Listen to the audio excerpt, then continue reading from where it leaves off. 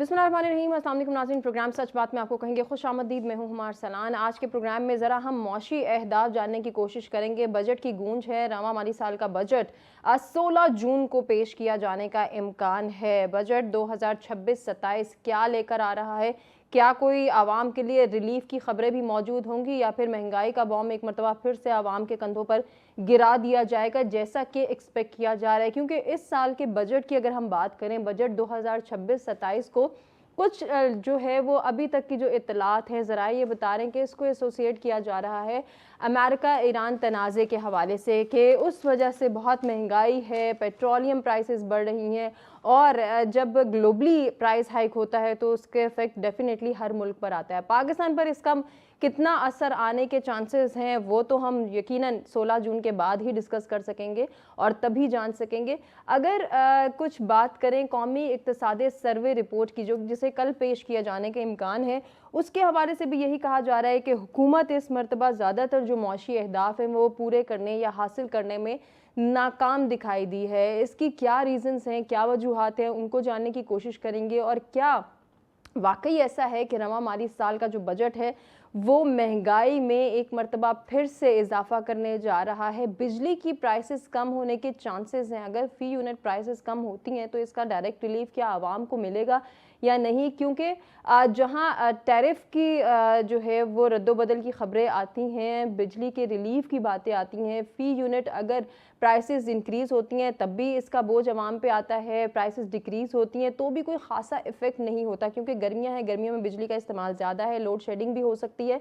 लेकिन अगर प्राइसेस कम होती हैं तो डेफिनेटली आवाम भी खुश हो जाएगी। बिजली के बिलों के साथ साथ कैपेसिटी चार्जेस में भी इसका कहा जा रहा है कि रेट्स में रद्दोबदल के इम्कानात हैं। पंजाब का बजट जो है वो 16 जून को पेश किया जाएगा। पंजाब की जानिब से विफाक को रिलीफ दिए जाने के भी इम्कानात हैं और ये भी कहा जा रहा है कि पंजाब हुकूमत विफाक को 570 अरब रुपए की मालियाती रियायत देने पर आमादा हो गई है। यकीनन ये एक अच्छी खबर है, अच्छी इत्तला है।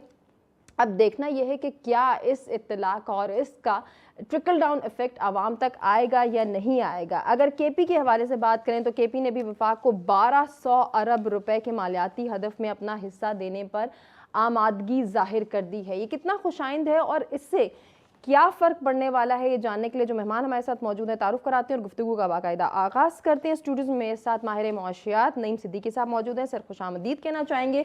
चेयरमैन तहरीक जवानाने पाकिस्तान अब्दुल्ला गुल साहब हमें ज्वाइन करें। अब्दुल्ला गुल साहब, आपको भी सर खुशामदीद कहेंगे। सबसे पहले मैं अब्दुल्ला गुल साहब आपसे ये जानना चाह रही हूँ, मौशी अहदाफ क्या हैं, मौशी अशारिये क्या हैं, ये तो हमें नईम सिद्दीकी साहब बेहतर बता सकते हैं।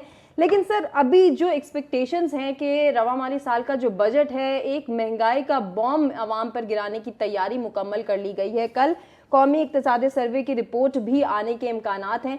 सर क्या एक्सपेक्ट करें, क्या वाकई ऐसा है कि आवाम को कोई रिलीफ नहीं मिलेगा इस साल भी? बिस्मिल्लाहिर्रहमानिर्रहीम, बहुत बहुत शुक्रिया आपका। आवाम को रिलीफ मिलेगा ना जी, बिल्कुल रिलीफ मिलेगा। आवाम को ये रिलीफ मिलेगा कि उनको अब बिल्कुल सांस लेने के ऊपर कोई टैक्स नहीं है और फिलहाल 1-2 साल इंतज़ार करें, उसके ऊपर भी शायद टैक्स लग जाएगा। इसके अलावा जो रिलीफ है, आप मुझे बताएं कब मिला है आवाम को रिलीफ? आपके जो 2-3 बुनियादी चीज़ें होती हैं जिनको आप गौर करते हैं। सबसे पहले जिस मुल्क में अगर जो इंसाफ नहीं होगा तो वहाँ अमन नहीं होगा, बिल्कुल। जहाँ अमन नहीं होगा तो वहाँ खुशहाली नहीं होगी और ये बुनियादी तौर पे 3 रुकन हैं।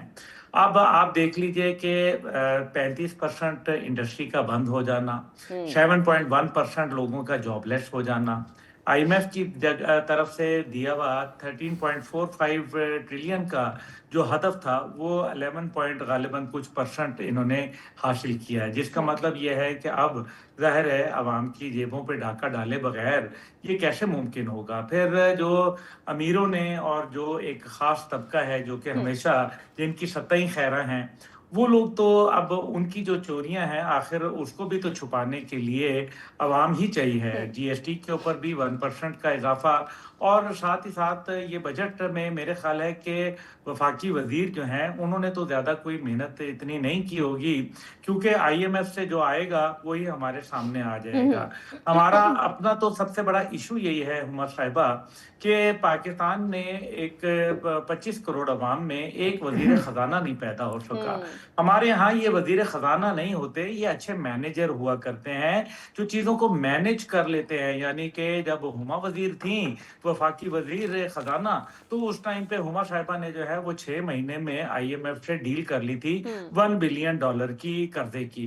अब जब आ गए हमारे पास जो सिद्दीकी साहब, तो पता चला कि जनाब इन्होंने ये उससे अच्छे थे, इन्होंने 4 महीने में $1.1 बिलियन की डील कर ली। इसमें कहाँ आपने एक कौमी पॉलिसी दी मईशत की बेहतरी के लिए, अवाम की फलाह के लिए? पाकिस्तान एक एग्रो बेस्ड कंट्री है, आपने एग्रीकल्चर के ऊपर क्या जो है वो सोचा? आपने आबी ज़खायर को बेहतर बनाने के लिए क्या उसके ऊपर काम किए? और फिर सबसे बड़ी बात यह है कि आपने पाकिस्तान के अंदर मईशत को बेहतरी लाने के लिए आप सब चीजों को छोड़ दें। ईरान की मिसाल ले लेते हैं। ईरान के ऊपर जब अभी सैंक्शंस अनलिफ्ट हुई और अमेरिका ने कहा कि जनाब आप अपना तेल बेच सकते हैं, तो पाकिस्तान सोया रह गया। इंडिया ने, रिलायंस कंपनी ने 5 मिलियन बैरल का उनके साथ सौदा कर लिया। इंडिया ने जाके रूस का जो कि तेल जो कि ममनू था, उसके साथ भी जो है वो अमेरिका से रिलीफ हासिल कर लिया। हमारे पास तो हुर्मुज की जरूरत ही नहीं थी, बॉर्डर लगता है, हम तो उससे तेल की अपनी जरूरियात पूरी कर सकते, लेकिन हम ख्वाबे खरगोश में रहे। हमारा मसला जो सबसे बड़ा ये है कि हमने अपने लिए क्या सोचा, अपनी आवाम को रिलीफ। हालांकि हम सर आपकी बात की बिल्कुल मैं तायद करते हुए आगे बढ़ना चाहूंगी। जी सर, कर ले सर। जी सर, फरमाइएगा। जी सर। बिजली वो हमें देते हैं, आपको 4 रुपए यूनिट ईरान देता है आपके बॉर्डर के ऊपर। तुर्बत में 105 मेगावाट का पहले ही मंसूबा लगा है। सब ये करना है कि आपने मेन ग्रिड के साथ उसको कनेक्ट करना है, बिजली 4 रुपए वो हो जाएगी। लेकिन ये तो फिर आवाम की ऐसी हो गई ना, ये तो अच्छी बात नहीं है। फिर गैस की पाइपलाइन उन्होंने बिछाई पड़ी है, कई साल गुजर गए हैं, 550% कमी आ जाएगी गैस के अंदर। लेकिन ना ना ना ना, ये कैसे हो सकता है? आवाम को रिलीफ और इससे मईशत का बेहतरी आ जाएगी। फिर उन्होंने बिजली का साथ, आप पेट्रोल को देख लें, वो 16 रुपए लीटर के ऊपर आपको पेट्रोल देना चाहते हैं, लेकिन आप नहीं लेना चाहते क्योंकि आपने अमेरिका के साथ और मगरिब के साथ ताल्लुक रखना है और उसके लिए आवाम को आपने मारना है, उस पर जुल्म करना है। और ये सीधी सी बात है। आखिरी बात यह है कि मैं, हमारे सिद्दीकी साहब बैठे, मैं इनसे ये जरूर पूछना चाहूंगा, ये बड़े जबरदस्त आदमी हैं, आपको नहीं पता इनकी गुनागुन सलाहियतों का। ये मैं एक चीज पूछना चाहता हूं कि ये जो पाकिस्तान के अंदर जो अभी जितने भी ये बजट आते हैं, सारा कुछ आता है, हर किस्म की चीजें, इसके अंदर कोई वजीर खजाना बता दे, कोई सिद्दीकी साहब बता दें, आप 35,000 रुपया बंदे की तनख्वाह देते हैं, उसके साथ 6 खाने वाले हैं, उसके सर पे छत नहीं होनी चाहिए, उसके बदन पे कपड़ा नहीं होना चाहिए, उसके जो है वो कोई बच्चे उसके तालीम नहीं हासिल करना चाहिए। मुझे सिर्फ दिन की 3 वक्त की 2-2 रोटी का आप कैलकुलेट करके हिसाब लगाते हैं कि क्या वो जिंदा रह सकता है, और अगर नहीं तो फिर बाकी तो अल्लाह ही खैर है। बिल्कुल ऐसा ही है। सिद्दीकी साहब, ओवर टू यू सर। ये क्यों हम हर साल एक ही बात दोहरा रहे होते हैं? हुकूमत इस मरतबा भी मौशी अहदाफ मुकम्मल करने में नाकाम दिखाई दी। हालांकि अभी जितनी भी बातें अब्दुल्ला गुल साहब कर रहे थे कि जब हम ईरान की बात कर रहे थे, जब हम अमेरिका की बात करते, जब हम सिफारती सतह पे बहुत प्रोमिनेंट हो रहे थे कि हमने दोनों के दरमियान सालिसी का बेहतरीन किरदार अदा किया, कहीं ना कहीं हमारा इकोनॉमिक बेनिफिट भी इसमें दबा हुआ था। उसके ऊपर हमने काम क्यों नहीं किया? वहाँ हम क्यों सोए रहे? बहुत शुक्रिया उमा। बिल्कुल, सबसे पहले मैं अब्दुल्ला गुल साहब का शुक्रिया अदा करता हूँ कि मैं समझता हूँ कि वो बिल्कुल उन्होंने सही पॉइंट आउट किया है कि 40,000 रुपये में आप इस मुल्क में कोई बड़े से बड़ा वज़ीर ख़जाना भी आ जाए या बड़ा से बड़ा कोई जो है फाइनेंशियल मैनेजमेंट के लोग भी अगर आ जाएं, तो वो साबित करके दे दें कि 40,000 में एक आदमी कैसे कमा सकता है। देखिए, ये जो बजट है ना, हम इस पर बातें कर रहे हैं कि गाड़ियों पे टैक्स कम कर दें, हम बिजली पे टैक्स कर दें, अमीरों को ये मराहत दे दें, फलां एरिया में टैक्स ना लगाएं, PSDP का खराजात कम कर दें। हम इसमें जो 95% तबका जो इससे डायरेक्ट मुतासर होता है, जिसका मसला ये है ही नहीं कि गाड़ी कौन सी चल रही है और जो है लग्जरी क्या है, जहाज़ में किसने बैठना है, उसका मसला ये है, उसका मसला है बिजली, गैस, पानी, ट्रांसपोर्ट, सेहत और तालीम। ये जो 5 शोबे हैं, ये वो हैं जिस पे आपका जो इमीडिएट 95% मुल्क की जो पॉपुलेशन है वो इसके उसको इसकी ज़रूरत है, वो इस पर डिपेंड करती है, उसका इसके बगैर गुजारा ही नहीं हो सकता। उसको आप अगर कहें कि 40,000 रुपये में आप ये गुजारा करें, बिजली का बिल भी अदा करें, गैस का बिल भी अदा करें, ट्रांसपोर्ट में भी जाएं, बच्चों को स्कूल भी भेजें, उसके बाद बीमारी भी अगर कोई आ जाए तो अस्पताल में जाके इलाज करें, तो ये हो ही नहीं सकता।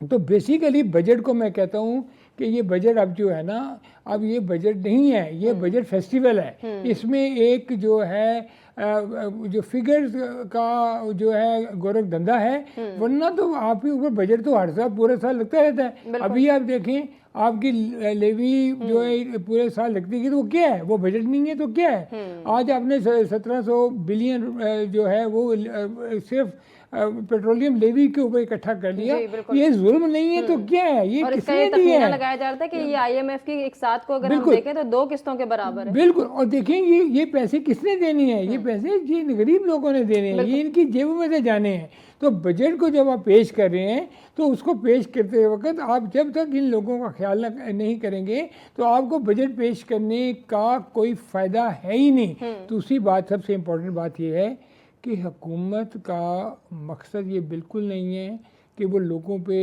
टैक्स की शरह को बुलंद करे। उनका मकसद ये है कि टैक्स की शरह को कम करे, टैक्स का बेस ब्रॉडन करे, और वो जो डिस्पैरिटी इन टैक्सेशन है उस पर किसी बजट में बात नहीं होती।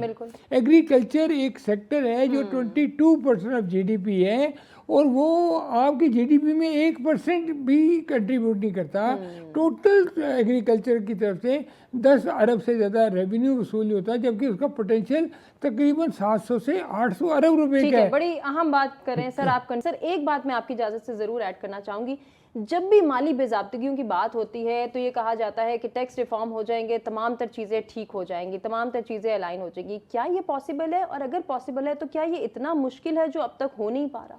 देखिए, एक किसी भी काम करने के लिए ना विल चाहिए होती है। जैसे मैंने पहले जिक्र किया कि एग्रीकल्चर पे टैक्स नहीं लगा रहे, तो एग्रीकल्चर पे टैक्स किसने लगाना है? जो लोग पार्लियामेंट में बैठे हैं उन्होंने लगाना है ना।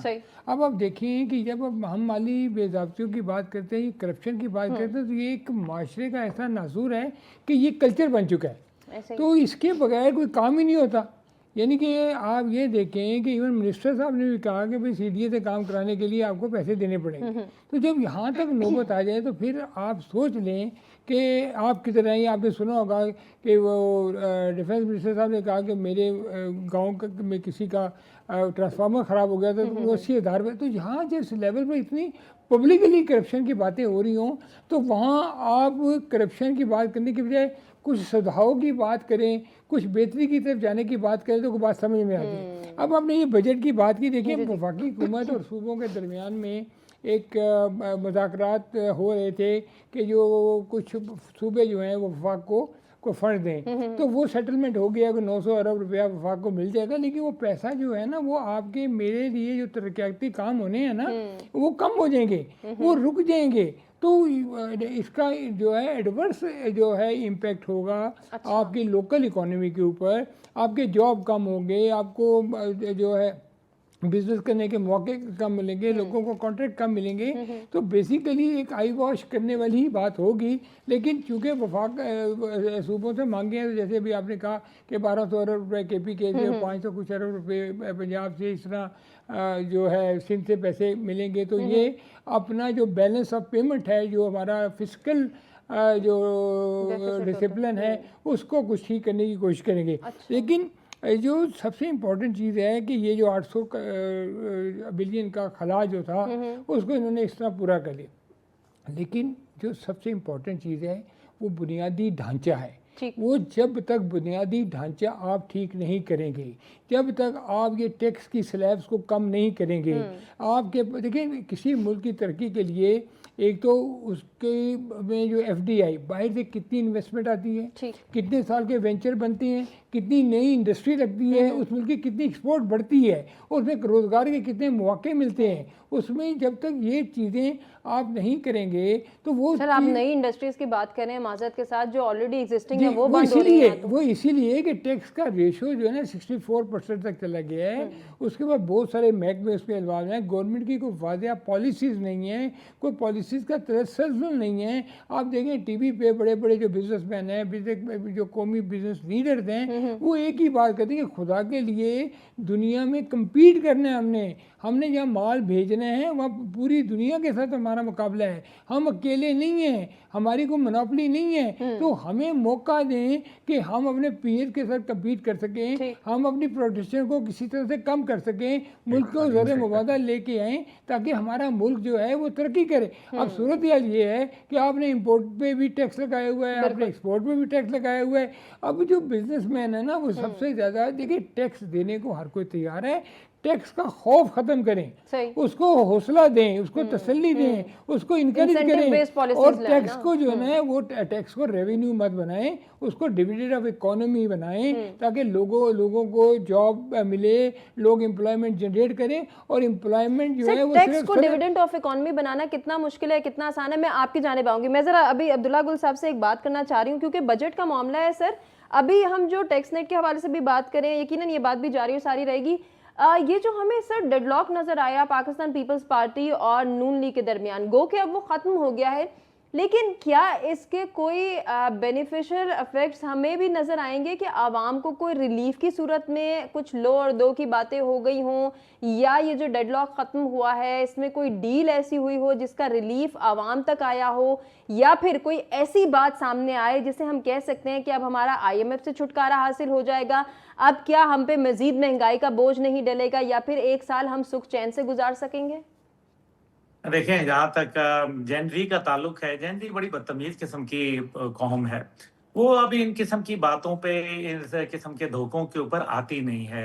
ये डेडलॉक आ गया, बातचीत खत्म हो गई, पेट फाड़ के सड़कों पर घसीटेंगे, मैं ईंट से ईंट बजा दूंगा, मैं ये, ओ भाई अल्लाह का नाम लें, ये अभी ड्रामेबाजी बंद करें। अगर आप लोगों को सियासतदान नहीं होना चाहिए था, इनको टीवी ड्रामा अदाकार होना चाहिए था, ये बड़े अच्छे बनते, ये ज्यादा अच्छा काम कर सकते थे। हाउएवर मेरा ख्याल है कि जो इस टाइम पे सूरत हाल है, कोई डेडलॉक वगैरह नहीं है, मफादात की गेम है।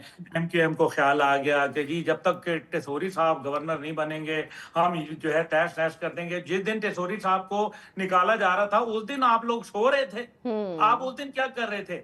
वो ये मफादात हैं, इनके आपस के ताल्लुकात हैं। हर बार जो है वो मखसूस बंदर बांट कर ली जाती है। पीपल कैट पार्टी कहती है मैं तो हुकूमत का हिस्सा ही नहीं हूँ, तमाम कॉन्स्टिट्यूशनल अपॉइंटमेंट रखी हुई है, सदर वो हैं, गवर्नर वो हैं, साथ ही साथ जो चेयरमैन सेनेट है उनके पास है, सारा जो कहते हैं ना पांचों घी में और सड़क राई में। अब मकसद यहाँ ये है कि पाकिस्तान गरीब मुल्क है, तो मुझे ये बताएं कि पाकिस्तान के हुमा के असासे नीचे जा रहे हैं, अब्दुल्ला के असासे नीचे जा रहे हैं, ये जो हुक्मरान बैठे हुए इनके असासों में अल्लाह ताला ने इतनी बरकत कैसे अता की है? इसका कोई जवाब है तो बताएं ना, अगर पता चले।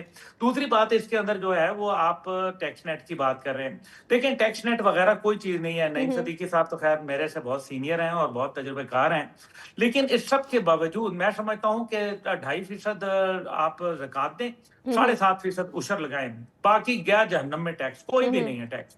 कम से कम मेरी पार्टी की पॉलिसी यही है कि मैं कहता हूं कि हर रेडी वाला, साइकिल वाला ये टैक्स देगा, इसलिए जो भी अल्लाह का हिस्सा सब देते हैं, लेकिन उनको ये यकीन हो कि जनाब बैतुल माल में जो बैठा हुआ है या औकाफ की मिनिस्ट्री में जो बैठा हुआ है, वो ये ना हो कि जनाब उसके असासे और उसके माशाल्लाह नए नए महल जो है वो तामीरात हो रहे हैं और बाकी लोग तो, यानी कि पैसा हलाल में नहीं जा रहा। तो मकसद यहाँ ये है कि ये जब लोगों को यकीन हो जाएगा कि उनका टैक्स का पैसा जो है वो किसी के इस्तेमाल में नहीं बल्कि उनके लिए मुल्क की तामीर और तरक्की के लिए इस्तेमाल हो रहा है, तो हर आदमी जो है वो टैक्स देगा। अच्छा सर, इसमें एक चीज मैं जरूर ऐड करना चाहूंगी, जब भी सवालात किए जाते हैं तो मुल्क की तामीर और तरक्की से मुराद इंफ्रास्ट्रक्चर की बेहतरी आ जाता है, सड़कें बनाना, पुल बनाना, गाड़ियां नई ला देना, ट्रांसपोर्ट के निज़ाम को बेहतर बनाना।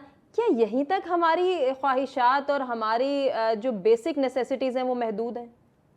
वो जी अभी तक लोगों को बुनियादी तौर पे ये बुनियादी सहूलत ही नहीं मिली है। वो इसी बात पे खुश हो जाते हैं कि साडा तो नलका ही लग गया। मतलब पानी अब एक बुनियादी चीज है, पानी पीना, पानी साफ नहीं मिल रहा लोगों को, फसलों को पानी देना बुनियादी चीज है, नहीं मिल रहा। उसके ऊपर अभी गोबर पे टैक्स लगा दिया है। अभी वो गोबर जो है वो टैक्स है, आप मुझे बताएं इसका मैं क्या करूं, अभी क्या जवाब है मेरे पास। फिर हर जगह जो है वो आपने देखा है कि वो एक तरफ वो मुर्गा खड़ा होता है पोल्ट्री फार्म के ऊपर और साथ जो है वो चीफ मिनिस्टर की तस्वीर लगी होती है। फॉर गॉड सेक, मतलब क्या चाहते क्या है, मुझे तो ये नहीं समझ आती। अब करप्शन के ऊपर बात करें, जब तक कि करप्शन एक नासूर है, पाकिस्तान दुनिया के करप्ट तरीन ममालिक की फहरिस्त में 137 गालिबन या 138 नंबर पे आ चुका है। और इस पे हमें बिल्कुल गरूर नहीं है, हमें बहुत मतलब देखें। अब मसला यहाँ ये है कि इस सारे करप्शन के ऊपर सजा क्या मिल रही है। पता चलता है कि जो हुकूमत जाती है उसको ये कहा जाता है ये करप्ट तरीन हुकूमत थी, नई आने वाली हुकूमत, और वो कहती है जनाब इन्होंने तो अनिया पा दी। लेकिन उसके बाद जब वो थोड़े अरसे बाद होता है फिर उनके साथ मफाहमत होती है, फिर वो अदालतों से केस फारिग हो जाते हैं अल्हम्दुलिल्लाह। फिर जो है वो सारे पता चलता है हाजी हैं ये तो, इन्होंने तो ना तो बस तफार कभी जो है वो पैसे की तरफ देखा भी नहीं है, कायदे आज़म को तो इन्होंने कभी जो है वो गौर ही नहीं किया। ये देखें, असल बात ये है कि करप्शन की सजा मौत होनी चाहिए, बिल्कुल। और ये मौत इसलिए होनी चाहिए क्योंकि जो लोग करप्शन करते हैं वो असल में मुल्क के नौजवान नस्ल के मुस्तकबिल को तारीक करते हैं। कितने अस्पतालों में डेथ्स हो जाती हैं इसकी वजह से, सड़कें टूटने की वजह से हमला खवातीन बेचारी वक्त से पहुंच नहीं सकती और जो है वो फौत हो जाती हैं। कितने बच्चे तालीम के वहां स्कूल तालीम का ना होने की वजह से उनके मुस्तकबिल तारीक हो जाते हैं। ये एक, और फिर इंडस्ट्री को बंद कर देना। आप मुझे बताएं कि 35% इंडस्ट्री जिस मुल्क में बंद हो गई हो, आप ये कह रहे हैं कि टैक्स नेट, आप जब तक के आमदन नहीं बढ़ाएंगे, हमें तो ये कहा जाता है ना नई इंडस्ट्रीज लग रही हैं, नए मुआहदे हो रहे हैं, बाहर से सरमाया आ रहा है, जो एग्जिस्टिंग हमारी इंडस्ट्रीज हैं जब वही बंद हो रही है तो फिर नए पे क्या उम्मीद रखें, नए पे क्या कौन तकिया करेगा। सर मैं चाहूंगी इस बात को हम जरूर कंटिन्यू करें, कुछ सजेशन बेस्ड डिस्कशन होगी आप दोनों मेहमानी गिरामी से। क्या आवाम को कोई रिलीफ मिल पाएगा, कोई ऐसी उम्मीद, कोई ऐसी नवीद कोई सुनाएगा कि आवाम के लिए भी इस बजट में कोई रिलीफ पैकेज है, कोई इंसेंटिव बेस्ड पॉलिसीज हैं? क्योंकि कहा तो जाता है नईम सिद्दीकी साहब कि आवाम को आसान एक साथ पर लोन भी दिया जाएगा, आवाम के लिए रिलीफ पैकेजेस भी हैं, स्टूडेंट्स के लिए भी बहुत पैकेजेस हैं। मुझे आज दिन तक अफसोस के साथ कहना पड़ा है कोई ऐसा इंसान नहीं नज़र आया जिसको ये रिलीफ पैकेज मिला हुआ हो या वो खुश हो। लैपटॉप्स की हद तक बात की जाए तो वो दिखाई देते हैं, इसके अलावा माजरत के साथ आज दिन तक कुछ दिखाई नहीं दिया। तो सिर्फ पॉलिसी मेकिंग होती है, इसकी प्रैक्टिकल इम्प्लीमेंटेशन क्या बहुत मुश्किल है? देखिए ये जो पॉलिटिकल मोटिव के तहत तो आप कोई भी चीज़ कर सकते हैं, लेकिन जो उसकी ट्रू स्पिरिट में कोई काम जब तक गवर्नमेंट नहीं करेगी उस वक्त तक आम आदमी तक उसका फ़ायदा नहीं पहुंचेगा। अब ये किसको लोन मिला किसको नहीं मिला, गवर्नमेंट ने लिस्टें बनाई होंगी, अब उसमें किन को प्रायोरिटाइज़ किया, क्या इसका कोई शफाफ कोई प्रोसीजर था, क्या उसकी बैलेटिंग हुई, क्या कौन सा जो टीम बैठी, कौन सा बोर्ड बैठा, जिसने सेलेक्ट किया, तो ये सारी बातें हैं। लेकिन बिसाइड द पॉइंट हम बजट की आज बात करें उसमें एक बात मैं ये ज़रूर कहना चाहूँगा कि देखें जो बिज़नेस कम्युनिटी है इसकी एक अपनी इज़्ज़त नफ्स है। ये वो लोग सुबह घर से निकलते हैं और जो है ना सारा दिन अपने माश की तलाश में जो है काम करते रहते हैं। लेकिन जो आजकल FBR गो के पाकिस्तान का सबसे बड़ा रेवेन्यू कलेक्टर जो इदारा है जो कमाओ होता है वो बेशक FBR है, लेकिन FBR के जो कुछ मसाइल ऐसे हैं जिसकी वजह से बिज़नेस कम्युनिटी आहिस्ता आहिस्ता इसके खौफ की वजह से बिज़नेस से बाहर निकलती जा रही है। जैसे अब्दुल्ला गुल साहब ने बताया कि 35% इंडस्ट्री बंद हो गई है, तो आहिस्ता आहिस्ता और ये इंडस्ट्री बंद जो हुई है इस वजह से बंद हुई है कि लोग टैक्स के खौफ से बंद कर रहे हैं। अब देखें आजकल पूरे पाकिस्तान ने FBR जो है वो दुकानों पे फैक्ट्रियों में छापे मार रहे हैं, वो जाके स्टॉक चेक कर रहे हैं। अब देखें कि एक दुकानदार है उसका अपना इज़्ज़त नफ्स है, वो सुबह आया है बैठा है काम कर रहा है, एकदम से आप आ जाते हैं जिनमें आपके साथ सिपाही हैं आपके साथ ऑफिसर्स हैं आगे, भाई आप उसको नोटिस दे दें, उनको कॉल कर लें, उनको बुला लें, उनको कहें ये डिस्क्रिपेंसी आपके पास आ रही है, हमें आप बताएं कि ये डिस्क्रिपेंसी क्यों है, आप अपने वकील के थ्रू पेश हो जाएं। बजाय उसके कि आप जाके उन दुकानों पे या फैक्ट्रियों में जाके छापे मारने शुरू कर दें और बाद में सील उसका करके भारी जुर्माने भी और दिए उसके जाते हैं बाद जुर्माने भी करें, टैक्स भी लगाएं, गो के अगले फोरम पे जाके ये चीज़ें सारी ख़त्म हो जाती हैं। लेकिन जो वो दुकानदार है वो उस खौफ से निकल नहीं पाता, उसको समझ नहीं आती कि मैं कारोबार करूं कि एफबीआर को संभाल दूं। तो मेरी ये रिक्वेस्ट है एफबीआर के चेयरमैन साहब से, मेरी रिक्वेस्ट है गवर्नमेंट से कि आप ज़रूर जाके ऑडिट करें, लेकिन उनको बुला लें, उनकी इज़्ज़त नफ्स का ख्याल करें, उनकी दुकानों पे फैक्ट्रियों में जाके छापे नहीं मारें और सर इन शॉर्ट कारोबार का एहसास करें। सर 2 मिनट रह गए, मैं अब्दुल्ला गुल साहब की जानिब बढ़ना चाहूंगी। सर अभी जिस तरह से नईम सिद्दीकी साहब ने एक बड़ी अहम बात की है, एफबीआर एक ऐसे इदारे के हवाले से बात की है जिसकी अगर हम माली बेज़ाब्तियों और करप्शन की दास्तान खोलें तो बहुत ज़्यादा टाइम मेरा ख्याल है लग जाएगा, ये दास्तान ख़त्म नहीं होगी। एक ऐसा इदारा जिसका काम रेवेन्यू कलेक्ट करना, टैक्स कलेक्ट करना है, उसके अंदर इतनी करप्शन, क्या ऐसे इदारे को बंद हो जाना चाहिए या यहाँ भी रिफॉर्म्स ज़रूरी हैं? नहीं, यहाँ एक और इदारा आना चाहिए। जैसे पाकिस्तान में आपको पता है पुलिस थी, पुलिस के ऊपर फिर एंटी करप्शन बनाई। आज अल्हम्दुलिल्लाह एंटी करप्शन को ये एजाज हासिल है कि एंटी करप्शन हो गया, या ये आपका जो क्या इसको कहते हैं एडीबीपी हो गया। ये आईएमएफ के मुताबिक सबसे करप्ट तरीन इदारे हैं एफआईए समेत। इसलिए एफबीआर के ऊपर भी इस तरह से कोई और बनाना चाहिए ताकि माल पानी का हिसाब बन जाए। अल्हम्दुलिल्लाह लोगों के घर चलते रहेंगे, खुशियां होंगी, नई नई गाड़ियां, नए नए जहाज आएंगे। नईम सिद्दीकी साहब से तो मुझे गिला है जबरदस्त किस्म का, इन्होंने उसको एफबीआर को कमाऊ पुत का, वो डकैत पुत है, वो कमाऊ पुत नहीं है, डकैत है। लोगों को खुद बताते हैं कि आपने कैसे टैक्स चोरी करना है, आपने कैसे डाका डालना है, आपने कैसे हुकूमत का सत्यानाश करना है, आपने पाकिस्तान को कैसे लूटने के तरीके बयान करने। और अगर आप नहीं उनके साथ कोऑपरेट करेंगे फिर वो आपको टैक्स बताएंगे, फिर वो आप अपनी ताकत दिखाएंगे। तो मसला तो यही है कि आपको जिसने आपने वो अपना छींचड़ों की रखवाली के लिए बिल्ली को बिठा दिया है, आप इस निजाम को निजाम इस्लामी मईशत के अंदर डाल दें। आप जब इस्लामी निजाम मईशत को डालेंगे तो आपके तमाम मसाइल हल हो जाएंगे, लोग भी पैसा देंगे। सर बड़ी प्यारी बात आपने की है। माजत के साथ वक्त अपने इख्तिताम को पहुंचा है। नाज़रीन अपने दोनों मेहमान गिरामी का शुक्रिया अदा करना चाहेंगे जिन्होंने अपने कीमती वक्त और कीमती तज्ज़िये को हमारे साथ शेयर किया। आपसे इजाजत लेंगे, अल्लाह ने के बाद।